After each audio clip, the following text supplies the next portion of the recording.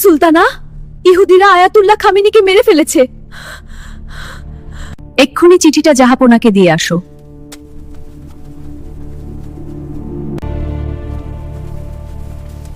ইহুদিরা মুসলমানদের উপর হামলা চালাচ্ছে। এবার আমাকে পৃথিবীতে যেতেই হবে, ইহুদি ধ্বংস করতেই হবে। সেনা তৈরি হও, ইসরায়েল ধ্বংস করব।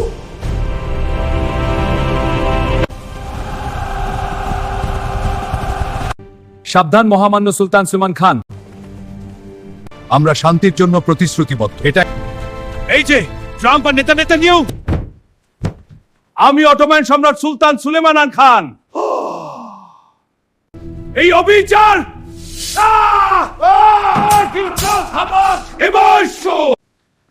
আমাদের ক্ষমা করুন জাহাপনা, তোদের মরতেই হবে, তোদের দুইজনকে মরতেই হবে। এটা